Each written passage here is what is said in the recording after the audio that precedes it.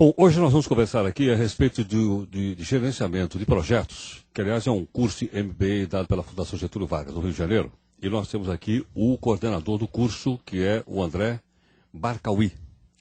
Eu estou aqui apenas com o livro do André, um deles, que aliás é um dos livros que ele coordenou, que é o Gerenciamento de Tempo, mas nós vamos falar um pouco de coisas um pouco mais amplas hoje, que é a questão de gerenciamento de projetos. André, obrigado mais uma vez pela participação aqui no Mundo Corporativo. Não é a primeira vez que você participa aqui conosco, não é isso? Verdade. Agora, André, como é que está nessa área como é que está essa área de desenvolvimento de projetos?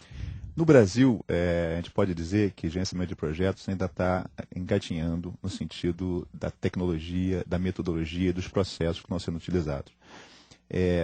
Apesar disso, a área está crescente, a área é muito crescente, quer dizer, você vê o Brasil se desenvolvendo, você vê empresas como a Vale do Rio Doce, como a Petrobras e outras mais se desenvolvendo e crescendo através de projetos.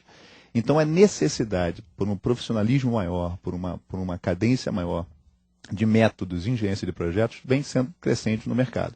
Por isso, a proliferação de cursos, por isso o nosso MBA tem tido tanto sucesso, por isso as pessoas têm buscado se profissionalizar na prática de gerência de projetos no Brasil e no mundo. Agora, André, qual é o aprimoramento que se consegue num MBA como esse?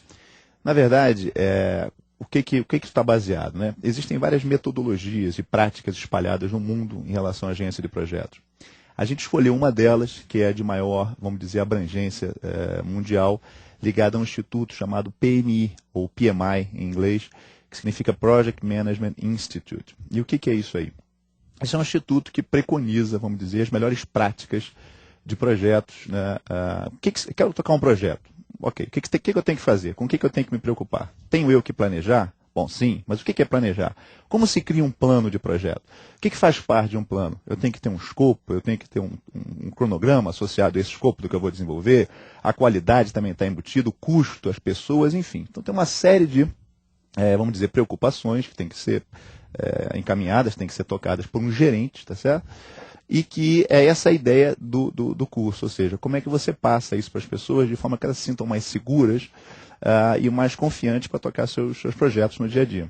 Agora, André, esses cursos geralmente são suportados por quem? Pelas empresas ou pelos próprios participantes? Eu diria que hoje em dia está em 50-50. As empresas têm cada vez mais patrocinado isso em função da própria necessidade de se profissionalizar. Sabe qual é o risco de patrocinar um curso como esse e depois o cidadão mudar de empresa? Existe, isso existe. Muitas vezes as empresas fazem um contrato até de gaveta, que a gente chama com o próprio funcionário, para que ele, de alguma forma, garanta que vai ficar na empresa após o curso. Mas acontece, isso não é, enfim, não é tão difícil de acontecer. Às vezes ele muda. Tem pessoas também que resolvem bancar por si próprias o curso, tem sido cada vez mais comum. E um outro fenômeno tem acontecido também.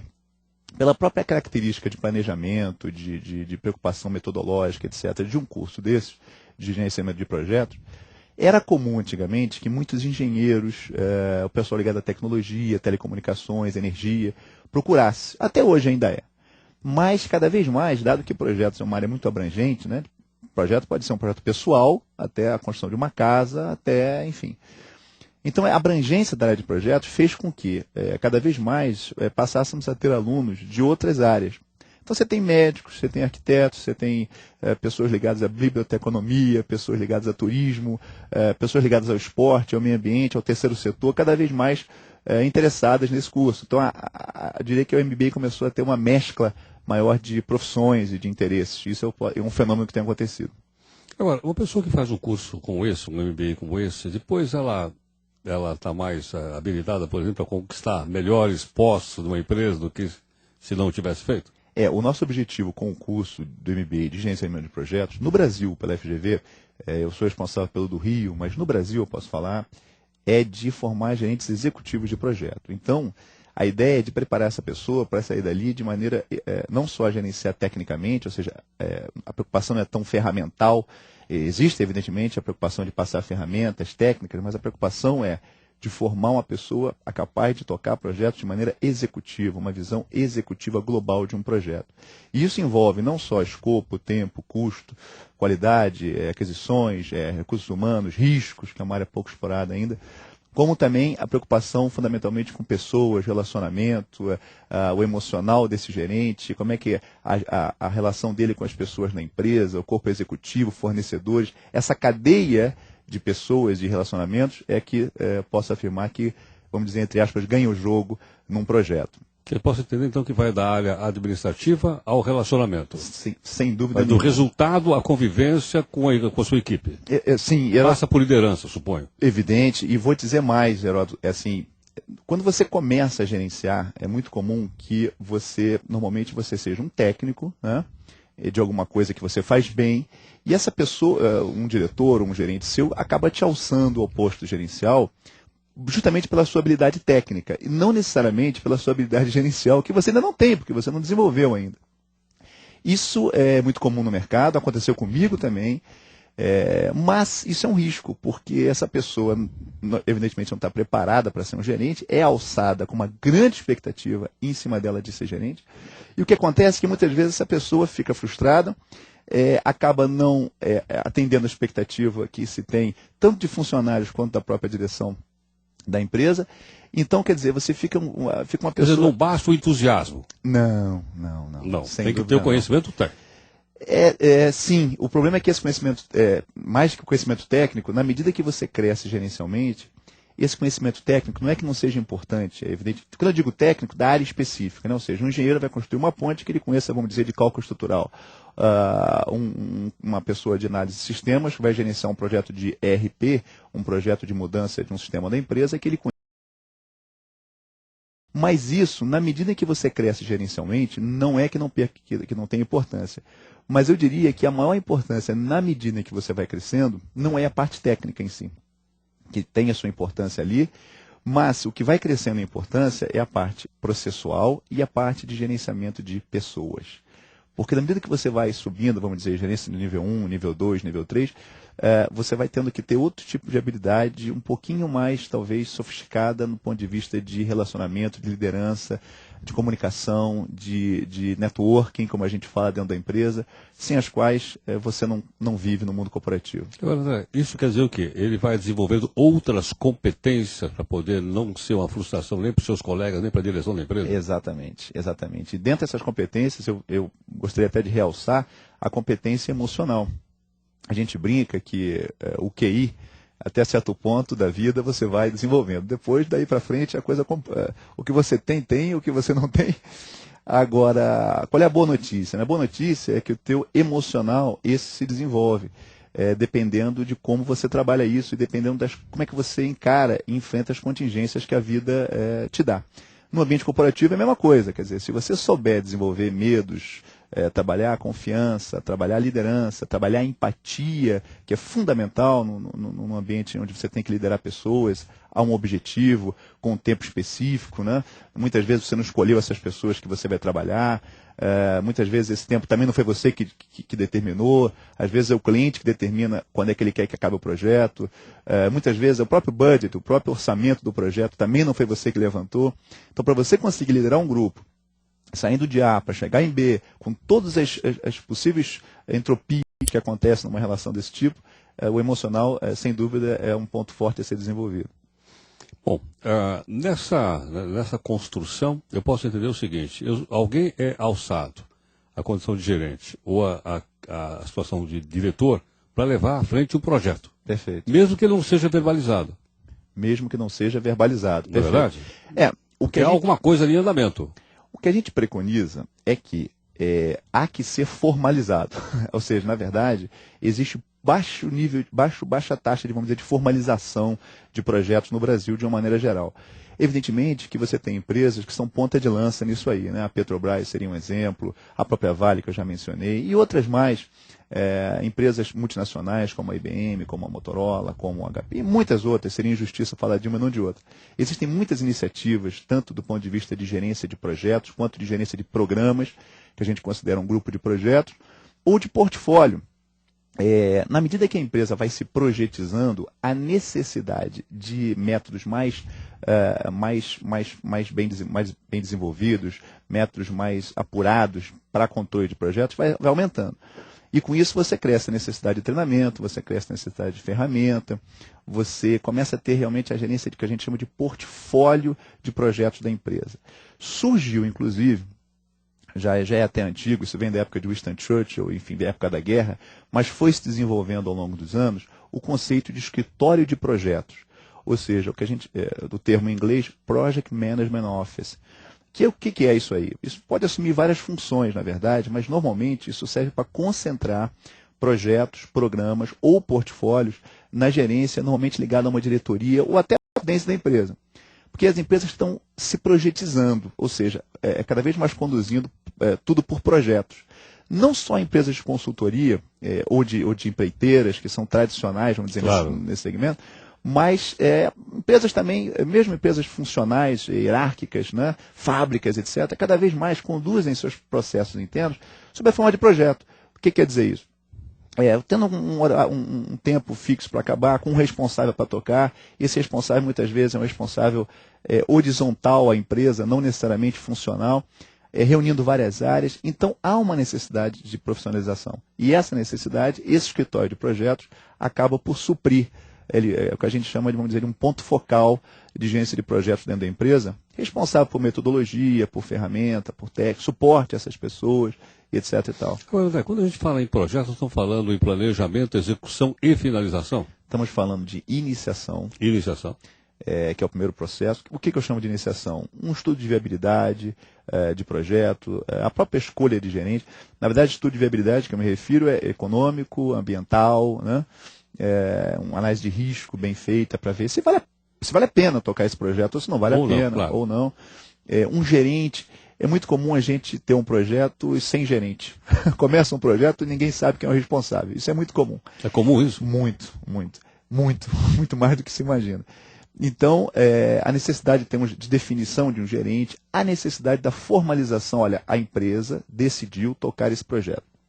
Para que fique claro para todos, até para que se possa obter recursos, não só financeiros, mas humanos, materiais, para que se possa tocar o projeto de maneira, vamos dizer, legítima dentro da empresa. Aí, concordo com você, daí diante você tem uma fase, um processo que a gente chama de planejamento, que pode levar, enfim, o tempo que for necessário. E isso não são necessariamente fases, né? São processos que, dependendo da situação, levam um X tempo. Uma fase de planejamento que é o que a gente sugere que seja bem feita, né? Em tese, quanto melhor você planejar, menos estresse você terá na sua fase de execução. E provavelmente o risco será menor? Provavelmente. Pode até ser grande, mas você vai ter equacionado, de alguma forma, esse risco. A análise de riscos é uma vamos dizer, das vertentes do planejamento. Então, gasta-se um tempo planejando, gera-se um plano, que vamos dizer, não diria o trilho, mas a trilha que o gerente de projeto deve seguir para tocar seu projeto, parte para a execução desse projeto. Evidentemente que nessa execução muitas coisas podem acontecer que não estavam previstas, mas até para isso você tem que estar preparado. Essa execução ela é permeada por um controle, esse controle também foi definido em época de planejamento, até que ao longo do tempo, dependendo da duração do projeto, pode levar anos, uma hidrelétrica aí leva, 4, 5 anos, um navio, até projetos curtos, você tem uma fase de finalização que não é menos importante. Às vezes a gente esquece que na finalização você não só vai colher os frutos do projeto, e muitas vezes o recebimento relativo a esse projeto, mas mais importante que tudo são as lições que a gente chama de aprendidas, com o que você acertou, com o que você errou durante esse projeto que você executou. Em que momento uma empresa deve comunicar aos seus colaboradores que tem um projeto em andamento ou em execução? Olha, quando é que sai, vamos dizer assim, do núcleo decisório da empresa e diz, olha, todos nós temos que abraçar esse projeto porque ele interessa à nossa empresa? Normalmente, estamos falando de um projeto interno. O que eu chamo de interno? Não é um projeto que está se vendendo, é um projeto interno da empresa. Vamos dizer, a lógica natural é que isso venha de um plano estratégico, de uma estratégia, venha de um plano estratégico, onde foi elaborado que, olha, a direção é essa aqui, para atingirmos X, Y, Z objetivos, vamos fazer esse plano estratégico aqui. Projetos, vamos dizer, são ramificações naturais de estratégia. O projeto não faz com que esse plano estratégico fique compartimentado? Pode fazer ou não, depende de como é que você elaborou esse plano. Mas eles são, vamos dizer, a extensão do que você planejou. A grosso modo seria isso. Ele não está fora do dia a dia da organização. Existem projetos que são mandatórios, né? Vamos supor, um banco como um banco um banco comum ou um banco como o BNDES, a Caixa Econômica, que são bancos, vamos dizer, especiais, de algum sentido, muitas vezes basta-se uma lei nova, ou basta-se, é muito comum no Brasil acontecer mudanças de uma hora para outra. E aí você tem que se equacionar, isso muitas vezes não faz parte, vamos dizer, da estratégia original ou do portfólio original de projetos. E isso são situações que você tem que tratar, vamos dizer, na exceção. Agora, normalmente, o que se espera de uma empresa é que se construa um pensamento, desse pensamento você bola uma estratégia, e dessa estratégia você cria um portfólio, e a partir desse portfólio você vai tocar os projetos que você selecionou. A própria seleção de projetos não é trivial, no sentido de que você tem uma série de variáveis a serem analisadas, que não é só objetivo estratégico, mas retorno de investimento, payback, se isso é interessante ou não. Às vezes o retorno de investimento não é positivo, mas você quer tocar porque é uma decisão, enfim, da direção da empresa. Então essa análise de que projeto tocar ou não, e até respondendo a sua pergunta, desculpe, de qual projeto ser comunicado internamente ou não para as pessoas, é uma análise bastante sensível e estratégica. Eu diria até que hoje, no momento que a gente passa no Brasil, o Brasil tem crescido muito, a área de projetos tem crescido exponencialmente, eu posso dizer, dos anos 90 para cá, mas exponencialmente mesmo. Tem números que provam isso, tanto em institutos quanto nos nossos MBAs. Né? E eu posso dizer o seguinte, quer dizer, a área que hoje talvez seja a área mais em foco, em moda, vamos dizer assim, em termos gerenciais, seja a agência de portfólio. Porque é muito difícil você decidir normalmente a empresa tem vários projetos, vamos dizer, 100 projetos no seu pipeline. E não tem tantos recursos. Ou seja, então ela vai ter que escolher entre eles. Como é que se escolhe? Como é que eu digo que o Heródoto vai ser o recurso? O Heródoto é um recurso crítico. Muito bem. O Heródoto vai para o projeto A ou projeto B? Ambos são projetos importantes. O cliente está aqui reclamando, esse aqui também está. Para onde vai o Heródoto? Com base em que eu decido isso? Como é que eu paro um projeto? Ok, estou tocando um projeto e entrou em prejuízo. O board da empresa, a diretoria da empresa, olha, tá, sinal vermelho aí. Porque parar um projeto não é algo trivial normalmente. Né? Você teve investimento, você já começou a gastar. O que me leva a parar? Qual é a decisão que me leva a parar? Quem que me autoriza um projeto? Todas essas decisões relativas a portfólio, talvez seja, acho que podia afirmar que hoje talvez seja assim, vamos dizer, o que está todo mundo buscando equacionar, está todo mundo buscando customizar em suas empresas. Agora, você diz não é usual parar um projeto, mas às vezes ele para. Para. Por que razão? Normalmente porque estourou o orçamento, normalmente porque ultrapassou muito tempo, que não é mais, deixou de ser interessante. Quando eu digo não é usual, depende muito da empresa. Né? Tem empresas que, para parar um projeto, para-se a casa toda, mas não para o projeto. Tem empresas que não, que isso é mais flexível. Eu diria o seguinte, dependendo do volume que está se falando, existe uma questão também legal, uma questão ética, uma questão de imagem. Existem várias questões a serem pensadas nesse caso. Mas às vezes talvez seja mais interessante, dependendo do porte da empresa e da quantia que nós estamos falando, às vezes se para um projeto, porque o projeto pode significar a própria sustentabilidade da empresa, dependendo da situação.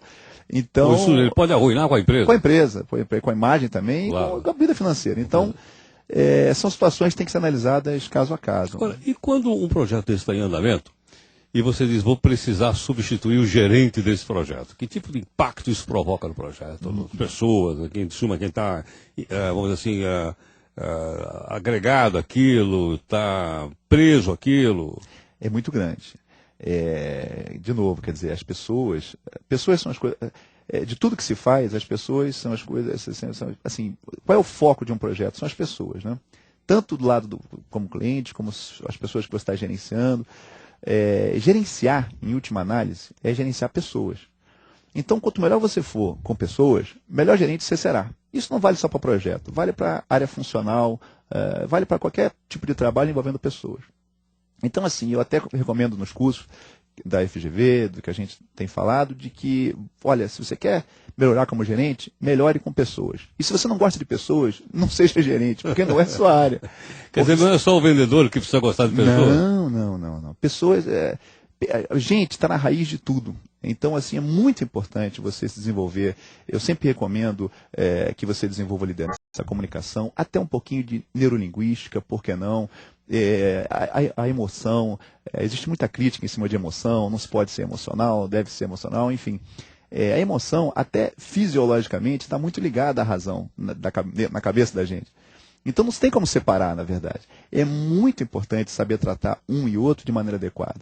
Mas respondendo, desculpa a tua pergunta, a mudança de um gerente, primeiro, a decisão para que se mude o gerente tem que ser muito bem pensada, porque o impacto normalmente na equipe é grande, no cliente é grande, no fornecedor é grande, enfim, o impacto na cadeia é muito grande. Porque se espera que essa pessoa comece e vá até o final, a não ser quando essa mudança é planejada. Em algumas empresas é comum você ter um gerente até uma certa fase e depois de uma certa fase você trocar por questões técnicas ou de habilidade, enfim. Mas quando isso é inesperado, há que se fazer um trabalho, eu diria que o trabalho desse novo gerente fica até, vamos dizer, mais carregado. É como se você trocasse a direção de uma empresa. Você está acostumado a ver um posto de gasolina com um dono, quando entra um novo dono, está lá escrito sob nova direção. E esse cara normalmente tem que imprimir o seu ritmo, dizer a que veio, qual é a diferença dele para o antigo, por que houve essa troca. Normalmente, até por uma questão ética, evitar comentários sobre o antigo. Não se trata disso, e se trata sim de imprimir seu ritmo da maneira melhor possível nessa nova realidade de projeto. Mas o impacto, em geral, é grande nas pessoas. Estou vendo que tem uma coleção de livros aqui publicada pela Fundação Getúlio Vargas. Uma delas é Gerenciamento de Tempo. Né? Tem outras e outras aqui. Fundamentos de gerenciamento de aquisições de projetos, etc, etc. Onde é que entra aqui o gerenciamento de tempo? Que é um dos livros da coleção. Então, esse livro foi um livro que eu tive o prazer de coordenar, com mais 4 autores, o professor Ivaldo Silva, o professor Rodrigo Neves, de Belo Horizonte, e o Danúbio Borba, aqui de São Paulo. Esse livro faz parte de uma coletânea de livros que está tendo, graças a Deus, muito sucesso na FGV e no mercado em geral, não só na FGV. Essa coletânea foi gerenciada como um todo pela professora Silvia Vergara, da FGV do Rio. E é uma coletânea... Ela já foi nossa entrevistada aqui, eu creio que já foi nosso convidado. Enfim, provavelmente sim, uma pessoa maravilhosa, enfim. E a ideia da coletânea, qual foi? Existem outras, mas nesse caso específico de projetos, foi fazer uma coletânea de livros que suportasse justamente as cadeiras técnicas do MBA. Quando eu digo técnicas de gerência de projetos. Então você tem um livrinho, a gente chama de livrinho, porque normalmente são livros finos, mas são livros que condensam, vamos dizer, a disciplina que é dada por aquele professor. Então, quer dizer, você tem um livro de fundamentos, você tem um livro de gerência de tempo, você tem um livro de gerência de custo, de qualidade, de aquisições. São 10 livrinhos que ajudam muito, tanto o professor quanto o aluno, que às vezes o aluno faltou uma ou outra aula, acontece. O livro, ele condensa, em tese, toda a disciplina. Evidentemente que não é um livro de exercícios, mas a matéria em si, quer dizer, o que se espera que seja dado na aula, em cada disciplina, vamos dizer, está aí nesse livro. Então facilita muito, fez tanto sucesso que outras universidades que não é FGV têm comprado o livro tem sido bastante... Agora é interessante o livro de gerenciamento do tempo, projetos, cuja abertura dita pelo Benjamin Franklin. Você ama a vida, então não desperdice tempo, pois é dele que a vida é feita. Que a vida é feita. E cara... por acaso... É um impacto, né? Não desperdice tempo. Por acaso foi eu que escrevi eu que botei essa abertura com o Franklin. O que acontece é o seguinte, né? Esse livro, falando especificamente sobre ele, é sobre gerenciamento de tempo em projetos. Então, como é que se faz um cronograma, como é que você sequencializa atividades, como é que você estima tempo de atividades, estima recursos para cada atividade, etc., até gerar um cronograma que supõe-se que você vai controlar, tá certo? Porém, supõe-se. Muitas vezes nas empresas você vê cronogramas sendo feitos e às vezes não se faz nem cronograma, mas quando se faz, às vezes você vê na parede o cronograma, fala, poxa, que bacana, né? E aí, tá controlando? Não, eu só coloquei aqui para ver. É muito comum também, sem querer mudar de assunto, mas já que você perguntou, tive numa empresa, evidentemente não vou dizer qual é, mas eu estava conversando com a pessoa que era o responsável por toda a diretoria de projetos, falei, olha, ele falou para mim assim, André, aqui a gente não atrasa projeto. Falei, poxa, meu amigo, muito interessante, porque então você falou, me ensina, porque além de eu não conseguir fazer isso, eu dou aula disso.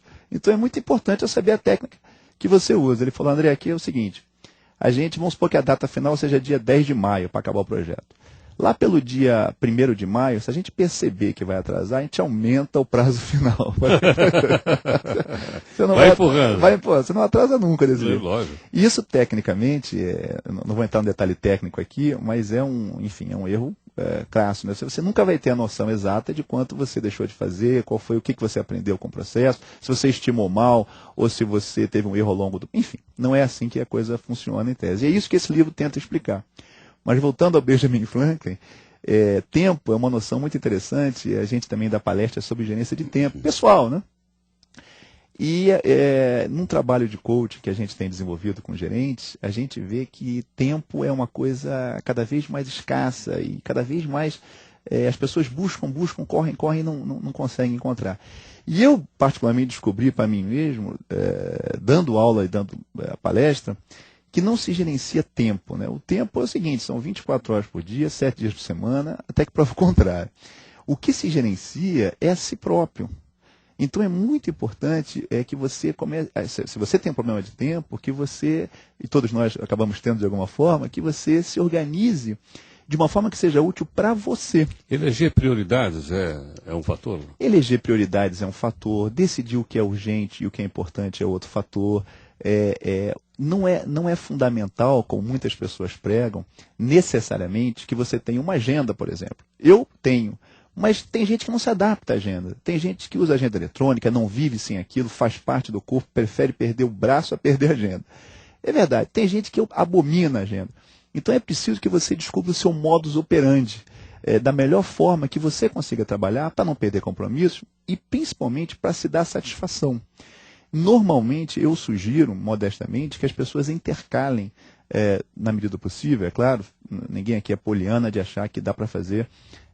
Todo mundo tem tarefas, tem obrigações, tem o dinheiro a ser ganho ao fim do dia, mas se você puder intercalar atividades prazerosas com atividades, vamos dizer, do dia a dia, isso ajuda muito a sua vida. Fazer coisas na contramão, o que eu chamo na contramão? Existem horas que o trânsito está pior, aqui em São Paulo é um exemplo típico, existem horas que o trânsito está melhor, existem horas que o supermercado está mais cheio, existem horas que está mais vazio, o cinema, idem. Procura intercalar o que não é fácil. Não é. Porque a gente tende a misturar. Tende a misturar. A gente tem que lembrar que a gente vai ter mais tempo de vida do que os nossos pais, nossos avós tiveram. Sem dúvida. Então é uma decisão de falar assim, o que você vai fazer com o tempo que falta? Geralmente a gente imagina assim, não, vou trabalhar minhas 10 horas, eu saio daqui depois de 10 horas de trabalho e vou fazer alguma coisa.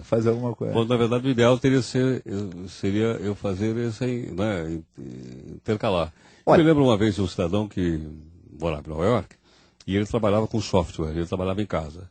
Ele disse, agora eu trabalho em casa. É o seguinte, eu trabalho umas 2, 3 horas de manhã, paro, jogo tênis, volto, trabalho mais não sei quanto, depois eu vou buscar meu filho na escola, eu volto, eu trabalho mais um pouco. Quer dizer, ele tinha esse hábito de intercalar, essa flexibilidade. Isso não infelizmente, no país que a gente vive, enfim, não é comum, não é fácil, as pessoas não têm essa flexibilidade, é claro que se entende isso.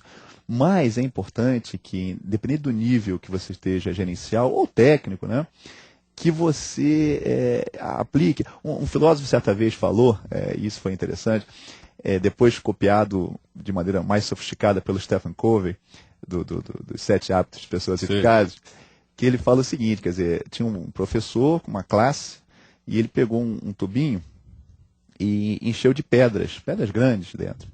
Aí falou para os alunos assim, esse tubo está cheio? Os alunos falaram, tá cheio de pedra. Aí ele pegou algumas pedrinhas bem pequenininhas e jogou dentro do tubo, e as pedras couberam, ficaram... E agora, está cheio? Agora está cheio. Aí ele pegou areia e jogou em cima das pedrinhas. Falou assim, e agora aqui? Pô, agora está cheio. Então ele quis dizer o que ele quis simbolizar, né? Que as pedras grandes são as coisas mais fundamentais, nossos pilares da nossa vida. Família, amigos, etc. As pedrinhas menores, a religião, a espirituosidade, a parte física, a parte acadêmica, enfim, coisas também importantes. E a areia seria aquela coisa do dia a dia, aquela coisa que tem que fazer, mas não é. Então, assim, a mensagem dele se você encher de areia direto o teu pote, não vai caber as pedras grandes. Sem dúvida. Então é preciso eleger quais são as pedras grandes. E isso nortear a tua vida. Porque às vezes tem gente que faz tanta coisa, e tanto movimento, e tanta loucura do dia a dia, que fala assim, mas peraí, qual é o objetivo final disso aqui? E às vezes a vida está aqui do lado, passando. E outros colegas, e até pessoas, gerentes a quais eu dou, até um diretor ao qual eu dou coach, ele fala assim, olha André, se eu parar, Eu não sei o que eu vou fazer. Por quê? O que eu vou fazer com o tempo livre? E se a gente pensar, são muitas pessoas que têm vamos dizer, essa situação. Não é tão incomum você ver pessoas buscando. E a hora que acham, falam assim, e agora? E a vida está aqui do lado. De novo, eu não estou preconizando ficar de férias. É a história daquele cachorro que corre atrás do pneu, pegou o pneu e disse, o que eu faço com ele agora? Eu não estou preconizando você ficar de férias o tempo todo, não é isso, pelo amor de Deus. Mas eu acho que você repensar um pouquinho objetivos, né? Aí vai pelo meu lado planejador, né? É muito importante você ter objetivos, eu acho, assim, vamos dizer, de curto e médio. Eu sei que é difícil ter objetivos de longo. A gente não sabe o dia de amanhã, né? Muitos colegas falam, para que planejar? Eu acho o seguinte, você tem que ter um mínimo de objetivo para que você possa nortear o que você está buscando. Tanto financeiro, quanto da sua própria vida, dos seus familiares, dos seus projetos pessoais. Porque senão fica você fica solto as próprias neuroses que você se impôs. Você acaba perdendo o norte, né? Perde o norte. Tá certo, André. Eu queria agradecer mais uma vez a sua participação. André Bacauí, que está aqui conosco, professor da Fundação Getúlio Vargas, falando um pouco a respeito desse curso de MBA sobre planejamento de projetos. Entre tantos publicações, uma delas que obviamente chamou mais a minha atenção foi o gerenciamento de tempo, porque é uma coisa que me afeta diretamente. A todos nós. Mas, André, queria agradecer então a sua participação conosco aqui no Mundo Corporativo. Eu que agradeço. Muito obrigado. E se tiver uma outra pergunta dos nossos acompanhantes aqui da Rede CBN, que você, por favor, respondesse no blog do Barbeiro, que aliás sou eu. Vai ser um prazer. Muito obrigado. Obrigado. Obrigado.